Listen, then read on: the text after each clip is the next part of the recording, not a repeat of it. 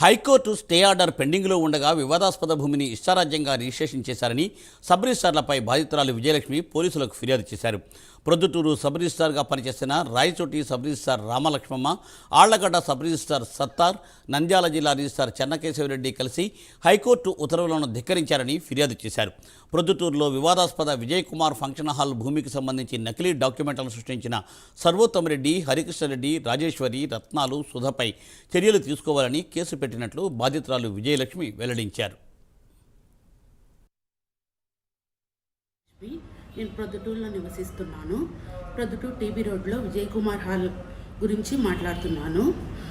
మా తండ్రి గారికి వేంపల్లి సుబ్బారెడ్డి అనే అతను, మా తండ్రి గారికి మా అన్న నాగేశ్వరరెడ్డి, చెన్నకేశ్వరరెడ్డి నాకు వీలునామా రాశారు. వీలునామా రాసి ఆ విజయ్ కుమార్ హాల్ మాకే అని చెప్పారు. అది ఆపోజిట్ పర్సన్స్ ఉండగా వాళ్ళు వ్యతిరేకించి మాకు రాకుండా చేస్తున్నారు. దానిపై హైకోర్టులో మేము పోరాటం చేశాము.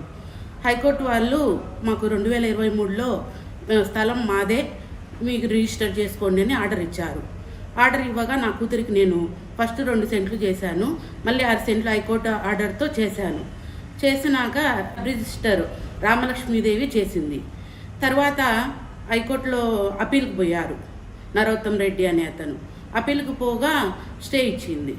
స్టే ఇచ్చిన తర్వాత మళ్ళీ నరోత్తమ్ రెడ్డి అనే అతను మా 91 సెంటులో నేను 8 సెంట్లు నా కూతురు చేసి ఇవ్వగా మిగిలిన 12 సెంట్లు 91 సెంట్లో 8 సెంట్లు మాకు పోయింది.